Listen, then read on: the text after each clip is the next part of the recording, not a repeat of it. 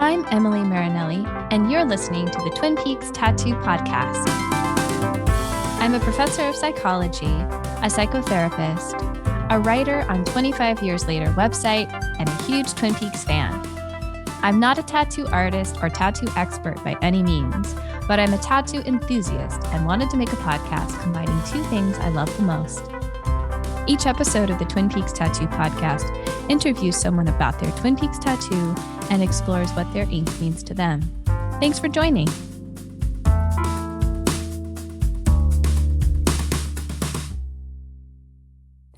There's nothing better than having a thing you love and then finding something else you love that references the first thing you love. I used to watch Mystery Science Theater 3000 every day before and after school. I didn't always watch it with full attention, but it was a pleasant backdrop as I put on my bell bottoms, my choker from Claire's, my Kurt Cobain baggy t-shirt, and black and white Converse, my mom yelling, "We're going to be late if you don't get moving." The middle school outfit choices I made were questionable at best. Was I Melrose Place preppy? Was I emo grunge? Was I 1970s chic? No one knew, including me. I was trying on identities and mismatching fashion decades. Mystery Science Theater 3000, or MST3K as it's known, backdropped my after-school routine of talking on the phone for hours to friends. These are the same friends I had just spent hours with at lunch and in classes all day. It backdropped my compass stab at geometry homework and made me laugh, providing relief from the stress of being a teenager. For those of you who may not know, MST3K is a show about making fun of terrible movies. The premise is simple. Joel, a factory worker at the Gizmonic Institute, is shot into space because his bosses don't like him. That's obviously a common reaction to poor employee performance. As Joel galaxy whirls in the satellite of love, Dr. Forrester and TV's Frank make him watch cheesy movies every day as punishment. To survive this demise, he uses the support of his robot friends, Cambot, Gypsy, Tom Servo, and Crow, to land hilarious riffs and occasionally do invention exchanges. Just listen to the theme song if you ever need a synopsis refresher.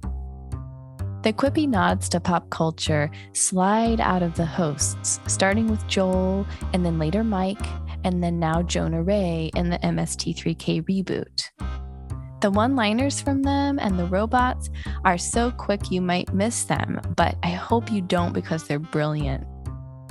I hung out with amazingly nerdy kids like myself in middle and high school. Someone would inevitably call out, "Watch out for snakes," as we began congregating under our meeting tree spot during lunchtime. "Who said that?" Another friend would meet the call in response.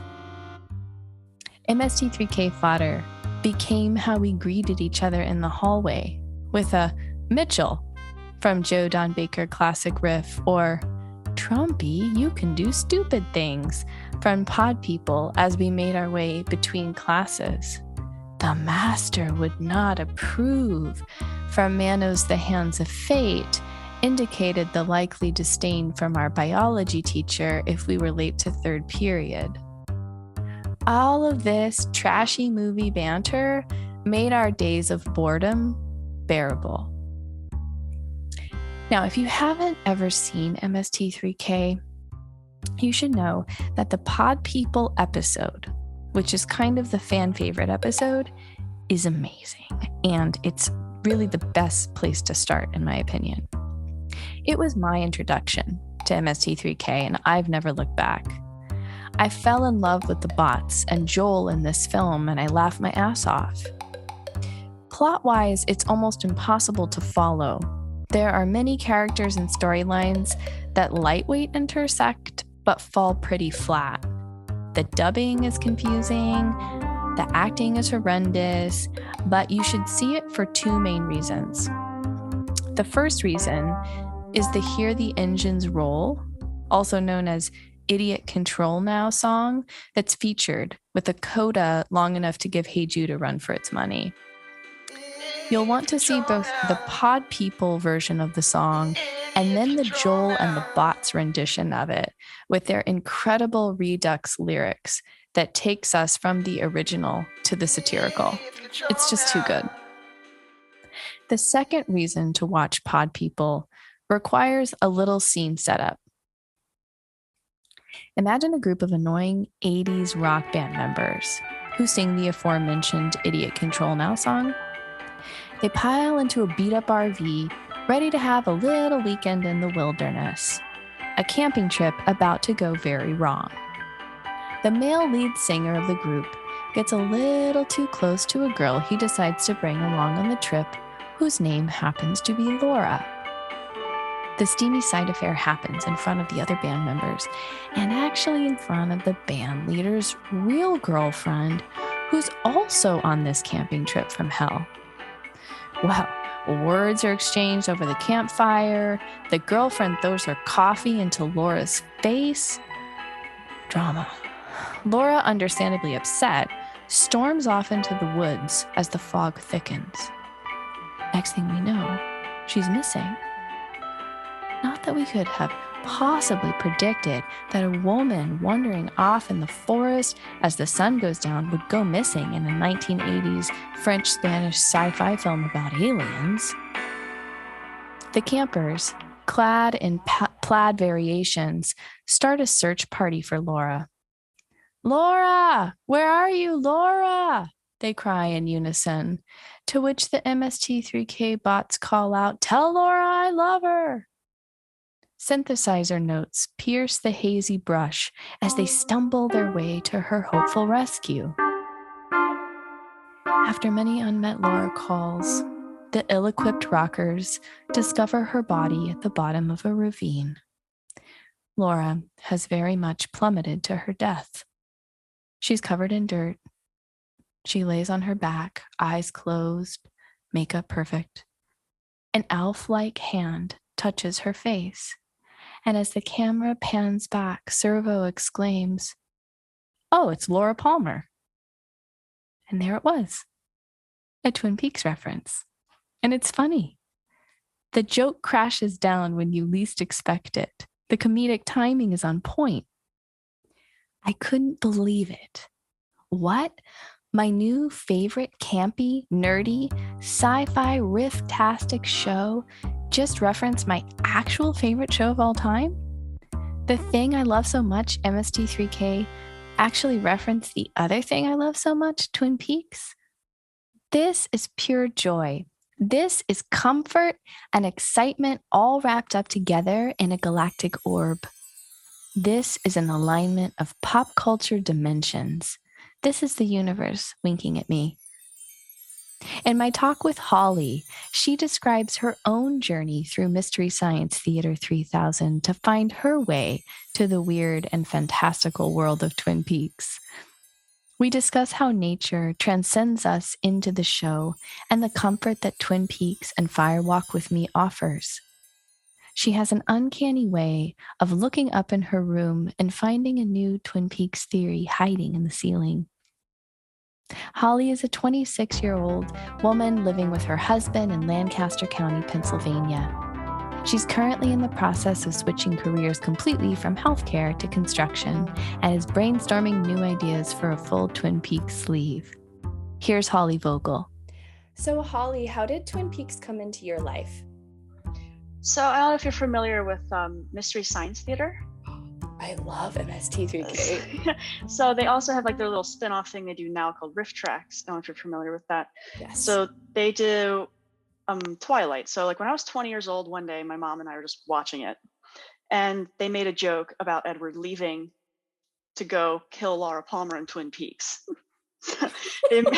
So they made that joke, and I remember my mom pausing the movie and being like, "Oh my God, you have to see Twin Peaks." And I'm like, what is that? I was just like, clueless. I don't know what that is. So we pretty much turned it off. She found it on Netflix and we just started watching Twin Peaks. And she like blaming herself, like, "I can't believe I'm such a bad mom. I can't believe I didn't introduce you to Twin Peaks." I was like, "It's okay now. I'm here. Let's watch it." So of course, like the first episode, I'm like, oh, it's a murder mystery. Cool, whatever. And then we finished it, and my mind was blown. I was like, I have to keep getting into this. Like, is there any more? And she's like, well, there's a movie, and that's it. So I was kind of disappointed. Like, what do you mean it's over? Like, this is it. And then, of course, they did the return several years later. Um, but yeah, that's how I got into it. Just Mystery Science Theater somehow. I love that something else I love like took you to Twin Peaks. Yeah. That's like and something else that's so wonderful. So was it then like in the mid 2000, was it close to the return when this happened, when you Yeah. So saw it? the return came out in 2017, Right. if I remember properly. So maybe like 2 years before that, 2 or 3 years Oh, okay. before that. So yeah, that was really exciting too when we found out, like, oh, there's going to be a third season 25 years later, of course. And I thought that was mind blowing too. Wow, and for you, it was only a few years later instead of Right. 25, which is Right. so cool. If you don't mind me asking, Holly, how was it for your mom to experience it with you, and then also for her to see the return too after those years? Because she saw it when it Yeah. was originally on, right? Yeah. So she watched it when it was originally aired, and she saw the movie in the theater with her friends. And she was like, I don't know why I brought them. They had no idea what was going on. But yeah, it was kind of a nice bonding thing that we had together. Because I think for a while she was waiting for me to be old enough to see this. Because then she kind of realized, like, oh, right, Twin Peaks. I think Holly's ready for this. So we finally got into it. And yeah, it's definitely a big bonding thing for us. So we have coffee together, pie, we stack donuts, we do the whole thing. And when the return aired, we had a whole thing. Like, we even got my dad into it, my brother and my husband, and we all watched the whole thing. Like, we kind of forced them to, but they were a part of it. So Had they all seen the original show, or were they just coming in on the return? Okay. they have seen it like once. They sat and watched the show once. They liked it, but not as hardcore as me and my mom, of course. It's so wonderful that you have her. How would you describe your relationship to Twin Peaks when you first saw it versus now? What's it like now for you? So then it was very surreal and surprising, in a sense, that I was 100% drawn into a world that I only just realized now exists. So from the first episode to the last, it was like a huge journey from being completely clueless on what this is to hopefully getting to understand what it is, and still don't understand what it is. Like, that's probably one of my favorite parts, is I still don't get it, but I'm slowly learning more and more as it goes. But yeah, then like I would stay up all night, like staring at my ceiling, questioning the world of Twin Peaks. Like, what is this? What does this mean? Why does this tie into this? And why did they say this and then somehow ties into something at the end? Where does it all come together? But I kind of like that aspect of it, that I don't know where it's going or what it could be. So for now, my relationship is pretty much the same, except I've kind of adopted Twin Peaks as a method of anxiety relief or comfort. So like I have a hard time watching new TV shows. Everyone's like, oh, you have to see this on Netflix. You got to binge watch this. And I'm like, yeah, sure, I'll get to that. And then I just put on Twin Peaks again. So like if I'm sad or happy, even happy, frustrated, burnt out from work, and I just need to sit and be familiar with something, I just throw on the movie, which is also my favorite movie of all time. So yeah, that's pretty much an anxiety relief for me. Fire Walk with Me. Yes. What do you love? What's something you love about Fire Walk with Me? It's probably like the cinematography and the actors. The actor, like Shirley is so great, like as She's so Laura great. Palmer, and like just everybody, the whole thing. And my favorite character, which is funny because you only see him briefly, is Philip Jeffries. And that scene where he shows up is my favorite scene in any movie of all time. And I can't really explain why. There's just something about David Bowie that was like mesmerizing, which is a shame. Of course, he had to pass away right before the return started. So I know, but I think it was really creative how Lynch brought him in to the return in different ways. I mean, and yeah. brought some of the missing pieces in, and Mm-hmm. and Philip Jeffries does a lot of the missing pieces too. I forget that Right. sometimes, but Mm-hmm. yeah, thanks for sharing that. That's Oh awesome. yeah. Well, we're here to talk about tattoos, and I'm really excited to ask you about what Twin Peaks tattoos do you, or tattoo or tattoos do you have? And if you could describe what they look like for listeners who can't see them, um, the color, if they're colored, black and gray, the style of them. Okay. So they're located on my right forearm. My first ever tattoo ever was a really tiny owl cave symbol that I put around the inside of my wrist. And my mom and I have that as matching tattoos. It was my first tattoo. So I'm like, I'll get something small, see what it's like. So I figured, why not the owl symbol? And then a couple of years go by, like I work in healthcare. So like the pandemic has been just very hard on me. So I've been saving money and I'm like, you know what? I need a tattoo.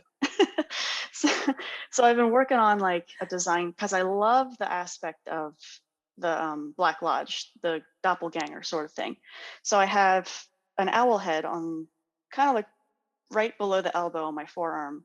It's half like reality color not a barn owl, the other owl, the great horned owl. And then the other half of it is a black and gray doppelganger. So it's has like the white out eyes. It's kind of the ear is turned down. It looks very angry, very scowling. And then the other half is of course reality and its color. And that's like my favorite thing ever. So I was like, I have to get it on my body somehow. So that's my favorite symbolism is the doppelganger symbolism. And then I also have on top of the owl symbol, I decided to get the green jade ring tattooed around it. So it went just from a symbol to now it's the ring.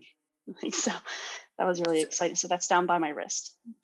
Down by your wrist. And the owl is more toward like your elbow. Is that what you said? Yeah. So that where the crook of your elbow is, it's right below that. Oh, that's spicy area. That hurts. A little bit. The inner part was not pleasant, but I will say it was worth it. I just love, thanks for sharing that, Holly. And I just love thinking about you and your mom starting off with your matching, like the bonding you had watching the show and then starting off with your matching tattoos. That's so sweet. And then she got a blue rose right on her ribs as well. On her ribs? So, oh my gosh. Yeah, that's a spicy area like, too. Yeah, she told me, she's like, you would hate the ribs. Don't get anything on the ribs. I'm like, okay, no problem. Because I'm a ticklish person and I would not be okay. You spoke about this a little bit, but anything more you want to say about the symbol, the symbology representation of the images that you chose? Of course, the owl, the ring, the various owls, the doppelgangers. Anything about what that means for you? It's kind of like there's always going to be like a good and evil for anybody. But another thing with the Black Lodge doppelganger thing is, again, I don't quite understand where it comes from. Is it a multiple dimensions? Is it a supernatural thing? Is it an extraterrestrial thing? According to the dossier that came out by Mark Frost, it could be an extraterrestrial thing. But it's like, this is going to sound funny, but this is just a weird theory I have. But maybe aliens. I love it. I love weird theories. I do. Like extraterrestrial aliens are kind of observing humans and see that there is a good and evil, and this is their interpretation. And trying to make human beings get into that sort of in a way, with the entrance to the Black Lodge being in the woods. Did they put that there? Is that kind of trying to draw us there to notice things? And like the whole idea of there's a waiting room that they have to sit in first too. I don't know, just something my mind did when I was staring at my ceiling after watching Twin Peaks. But yeah, I love that concept of like, there is a good and there's an evil and they look just like you and you don't know, are you trapped in the lodge or are you not trapped in the lodge?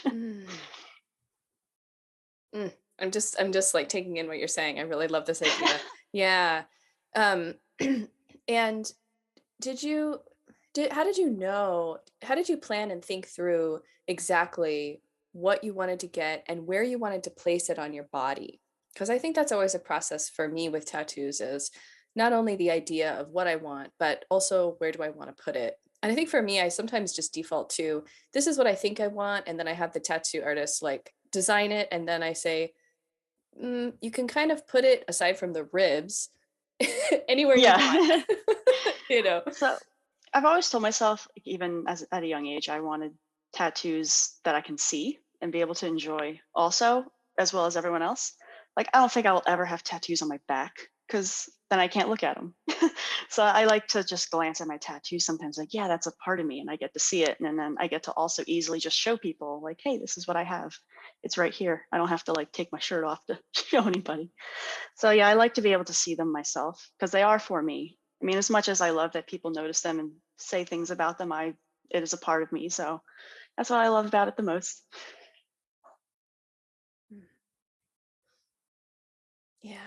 And how does it make you feel wearing the tattoo? You know, how does it connect you to this world? And I think you've spoken to this a little bit, but anything else you want to say about that connection?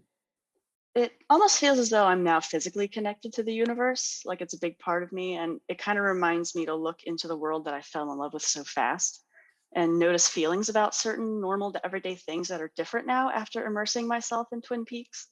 Like, for example, the wind feels different and the forest is like its own character now, and it has its own personality in a sense that I learned a lot of that from the Lynchian Frost style of storytelling and writing. And even just holding a cup of coffee on my balcony, like listening to music or listening to the wind and seeing the trees move. And then I see my tattoos, it's like it's all one big thing. It's like where I'm supposed to be. So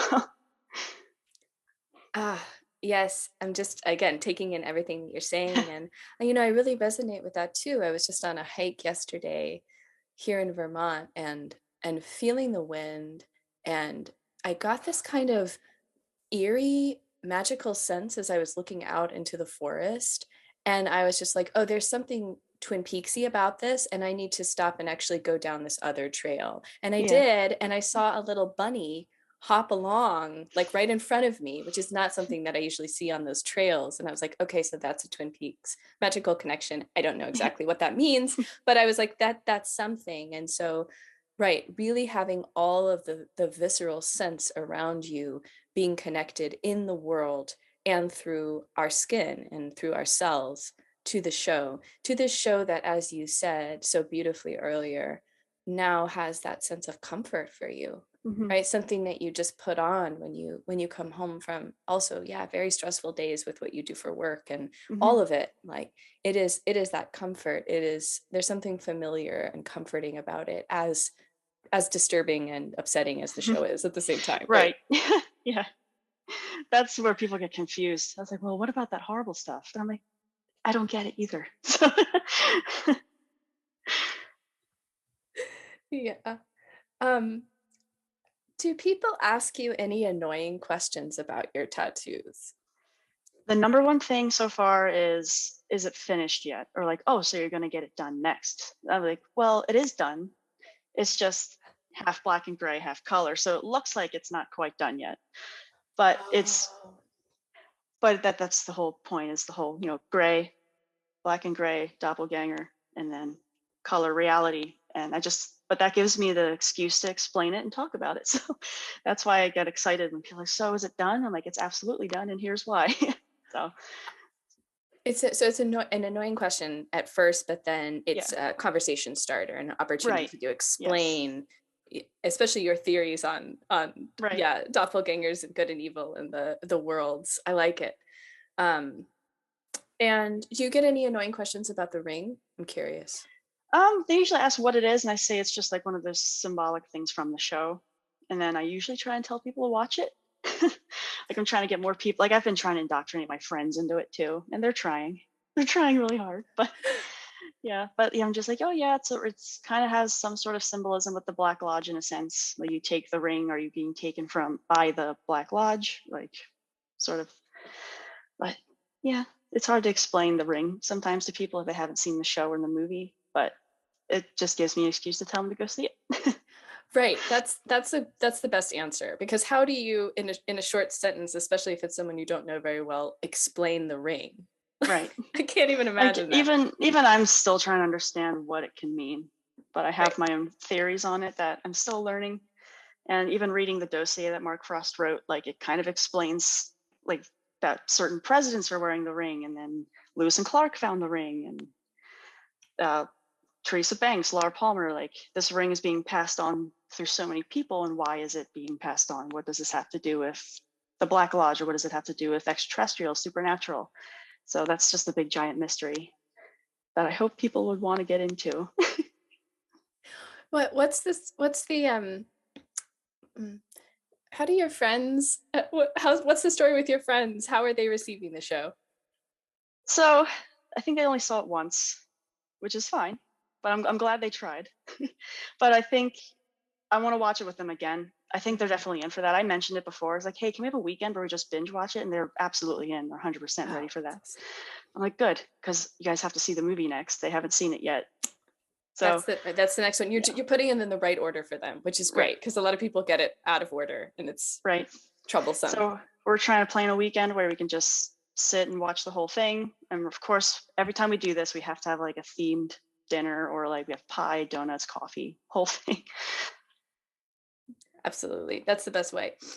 Are there any questions you'd like to be asked about your Twin Peaks tattoos? Mainly just the meaning behind the symbolism. I usually end up explaining it anyway, because people ask about it because they don't really understand what it means or why it looks unfinished. But that just gives me an excuse to geek about it. So, but mainly it's just like, oh, what does this mean? Where is it from? And then I get to be able to just, and even that's an anxiety relief too, to just be able to talk about Twin Peaks and just something I know very well. So I'm able to just talk about it. So. Are there any, do you listen to, you mentioned reading the Secret History and dossier. Do you listen to any Twin Peaks podcasts or engage with the online community in other ways? I'm going to start listening to podcasts, I think, because I started following a lot of like David Lynchland World pages online, and there were a few groups I had to leave because it got a little aggressive with like arguments and stuff. Like I've gotten in fights with people about theories. I'm like, well, that's their theories. It's supposed to be like an idea. Like we don't know what David Lynch is thinking. Like, so there have been times I've had to like block people because they got aggressively angry about like stupid stuff. But I do want to start. I think there's one. Is it like Blue Rose podcast? I think it's what it's called. Yeah, I think I want to start. Blue Rose Task Force. Yeah. So I might start listening to that because I only recently heard about that because I'm not big into podcasts really, but I might start. So because I've read all the books, I've done everything else, might as well listen to the podcast. So that's awesome. It's just, for me, it's been a really helpful way to feel connected and to feel engaged, because yeah, it's hard sometimes getting friends into the show and having them say, okay, it's slow or it's hard, or it just doesn't have that same resonance like with you and your mom, right? Like you and your mom just get it. It just clicks. It's just easy. And so it's finding other ways to connect, I think, has been really helpful for me. Yeah. And then it's just been difficult, of course, of my age, like we were talking about earlier. Like I'm 26, I'll be 27 soon, and most of the people I've ever talked to, is the same people who have gotten in arguments with me, are in their 40s and 50s. So I'm just like, well, maybe there's a huge generational gap between what I think about the show versus what they think about the show. So it's kind of, I don't want it to be a lost cause, but I mean, just gives me an excuse to go out and reach out to more people. So yes, exactly, and meet new Twin Peaks people. Exactly.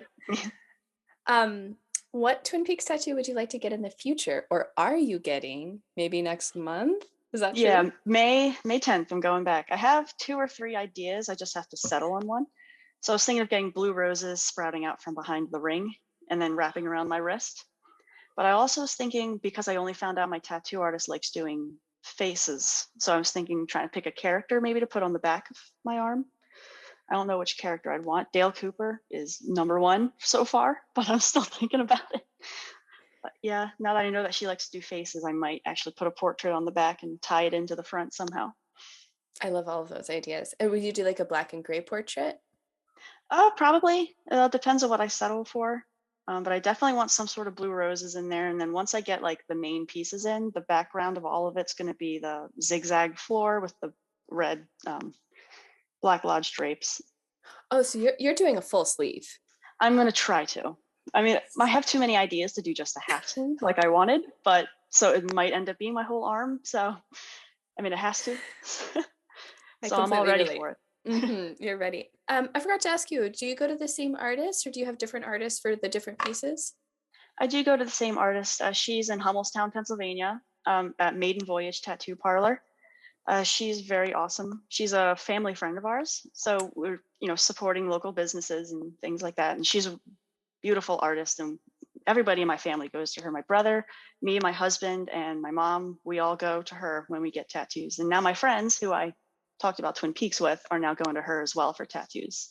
So yeah, we're trying to get her out there a little bit. What's her name? Her name's Martina Herman. She goes by Marty, but I can send you that name, and I might message her as well just to make sure it's okay That's awesome. to mention her name. Yeah, that'd be great. Maiden Voyage Tattoo. That's a really cool name of a shop as well. Yeah, and it's not like the typical like tattoo parlors you see on like TV or TV shows, like the dark brooding city tattoo parlors. It's very homey, very open. It's like somebody's house that they're renting, and it's beautiful, very beautiful, open windows, open room, and very like personal, like very intimate too. So and she plays nice music. You can play whatever you want to listen to. It's a very wonderful experience. Did you have any sense if she knew about Twin Peaks or had seen the show when you first started getting, I guess, your owl symbol first? Yeah, she didn't know much about Twin Peaks at all. So again, I got to talk about it a little bit. And then when she designed the tattoo, she fell in love with it and was able to sit for 6 hours and do it for me. And yeah, it was a rough 6 hours, but it was 100% worth it at the end. So did you go from getting the little owl to the 6-hour big owl color and black and gray? So the little one was like when I was like 25.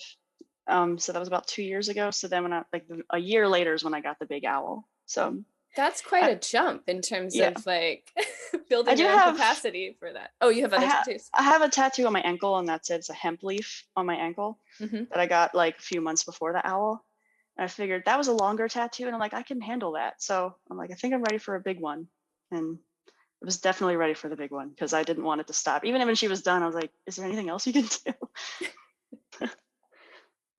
And you've gone to her for everything. Yep, all of my tattoos are from her. Yep. I love that. That's so sweet. And I think there's something really special that happens when you build that kind of relationship with your tattoo artist as well. Mm-hmm. You know, that trust, that there's something really for me therapeutic that happens when I'm sitting with the same artist over and over for long periods of time, having conversation, laughing, talking about Twin Peaks, like just having this like beautiful relationship that can come from it. It doesn't always happen with little quick tattoos that you just jump in for a drop-in session with somebody with that you don't even know. But when we build those longer term relationships with our artists, it can be really powerful. And especially sounds like she's a family friend, which is even better. Right. Yeah. So if there was a character in Twin Peaks that would have a tattoo, what tattoo would that be and what character? So this is like the hardest question for me to think about because like I wouldn't know, because I keep thinking of like the most simplicity of any tattoo, like I don't know, Norma Jennings having cherries somewhere on her body, or like Dale Cooper having a cup of coffee somewhere. Like it's just very simple things like that. It took a lot of thought, but I couldn't think of like a big tattoo for like a big main character to have. And then that made me think about like Major Briggs with his tattoo on his, like behind his ear, and then the log lady with hers on her leg, which is actually what I was thinking of getting subtly just for myself, like a little Major Briggs tattoo or a log lady tattoo to match. So, but yeah, that was the one question I couldn't really think of a solid answer for. Holly, I really like your answers a lot. I really like thinking about the objects that have such meaning for them in their lives, just little bits of that just on like connected to them on their skin. Like I really like the idea of kind of coffee as fuel for Coop, and he just has a cup of coffee somewhere where he can look at and reference and remember and connect to, or like some sort of Tibetan sort of hopefully non-appropriative symbol for him, or something that reminds him of his sort of spiritual quest.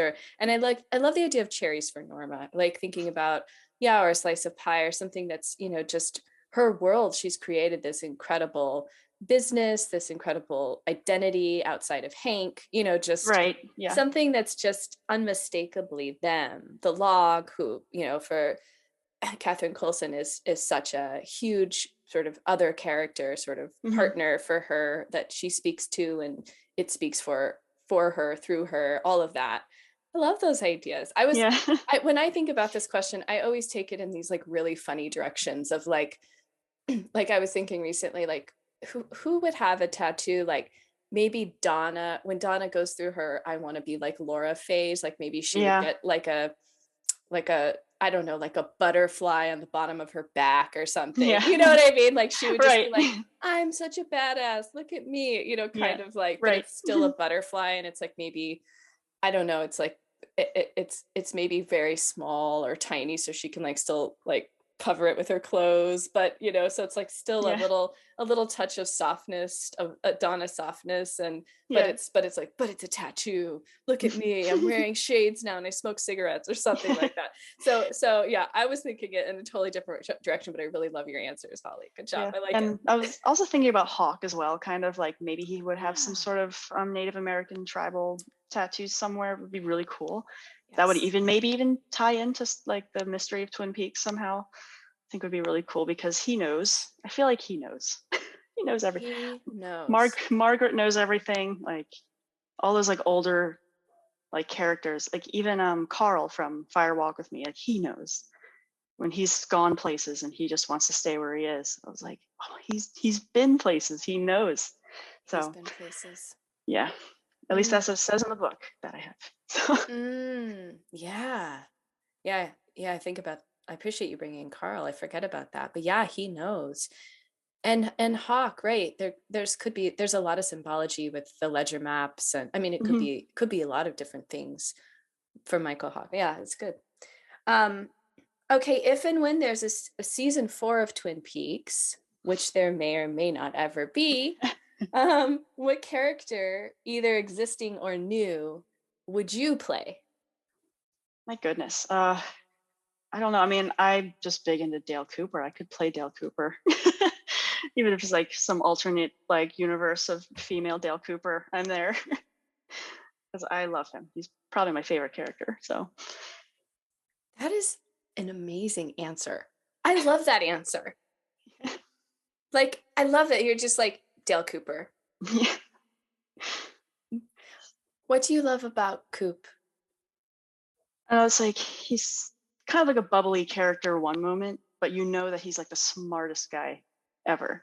He's like the greatest detective you could imagine. And then of course he ties in somehow with the Black Lodge and Twin Peaks. And so that when you notice that he's noticing things about the town or he's noticing things about the world, it's almost like his whole face changes from that bubbly Coop to he feels something, he sees something. But at the same time, he's the bubbly Coop. He's Dale Cooper. He's the coffee drinking thumbs up. Give yourself a present every day, once a day. So, which is probably the biggest piece of advice I've ever taken from the show was to give myself a gift every day. Like, don't plan it or anything. Like, don't think about it. Just do it. Yeah, it's such an important thing to remember and very easy to forget, right? Especially as we're Right. going through like day to day, like moving fast, but pausing, giving ourselves a little gift, not planning it. It's powerful. It's very powerful. Yeah. Mm-hmm. Well, Holly, this has been amazing. Is there anything else that you want to share about your tattoos, your upcoming tattoo, or anything else around your love for Twin Peaks? Um, lately I've been thinking of maybe doing kind of like makeup lately, like themed makeup for Twin Peaks.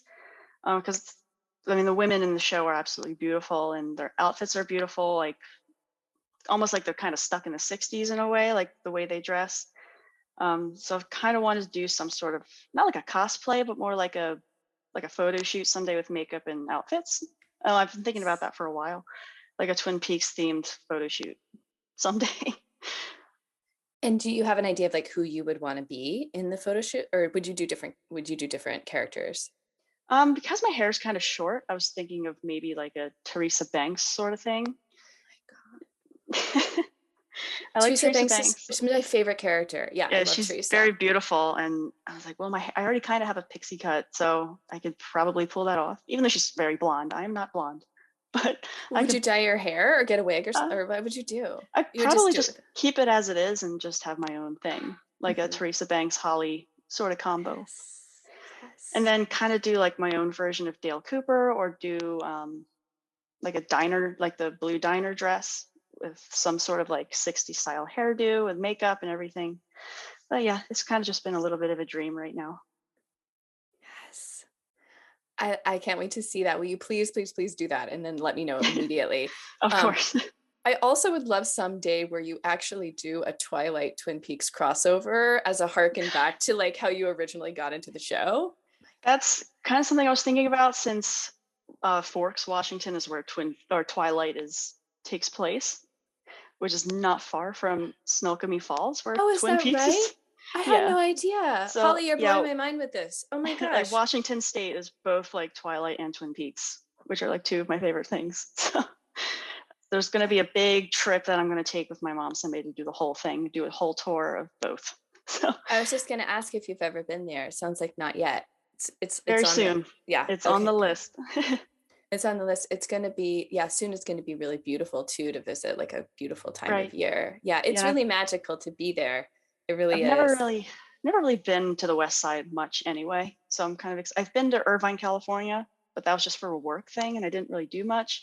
So I'm hoping to be able to see the whole other side of the country. Oh, you got to get there. You got to get there. And then you'll just really be living the Twilight Twin Peaks crossover dream, which I cannot wait for. Me neither. And MST3K. What a like trifecta of joy. Those three things. I grew up with MST3K pretty hard with my parents. Like my parents are not really old. They were like 18 when I was born. So I grew up with whatever they grew up with. And Mystery Science Theater was a huge part of that, like my whole life. Like not just the bad movies, but like even the more modern movies, like Titanic was hysterical. That's probably one of my favorite ones. But yeah, those guys, that's like real comedy. That's like my favorite type of comedy, is just busting on movies and whether they're good or bad. Do you have any favorite MST3K episodes or films? My favorite is The Final Sacrifice. It's an old one, and Space Mutiny. Those two are my number ones. Are those Mike or Joel? I think they're both Mike. They're both Mike. Okay. Yeah. Nice. Did you watch the new ones, or the reboot with Jonah Ray? I did. Yeah, it was okay. It seemed a little too scripted in a sense, but it was still really funny. Like Mac and Me was hysterical. Yeah, Mac and Me. Yeah. That's amazing. Yeah. Do you ever, someday I'd like to get an MST3K tattoo. I was thinking about having the black silhouette of them pointing, but toward another one of my tattoos. So have them be like underneath and then like pointing toward. Yeah. I have like a Grease 2 tattoo with the movie Grease 2. It's a sequel. And I just have them like at the bottom of it, like pointing up to it. Yeah. I thought that would be cool. Yeah, that's definitely on my mind too. I just need to pick where I want to put it, because I definitely want that silhouette. Right, someday. That silhouette. Tom Servo and Crow. I have it as a sticker on the back of my car too. I have the silhouette of the three of them. Oh my gosh, Holly, we're like kindred spirits. Okay, that's amazing. Well, this is just so joyful. Thank you so much for your time and talking with me about your tattoos. I can't wait to hear what comes next in the tattoo Twin Peaks land for you, Holly. And I appreciate it a lot. Yeah, thank you so much for talking with me. This has been awesome. Like I never get to talk about Twin Peaks or even Twilight or Mystery Science Theater with like anybody. So yeah, this has been a real treat. Yeah, thank you. Thank you. Thanks for listening to the Twin Peaks Tattoo Podcast. Each episode is produced by me, Emily Marinelli. Sound design and theme music by Dr. Annabelle Proofrock. For more information on today's episode, go to my website, www.twinpeakstattoopodcast.com.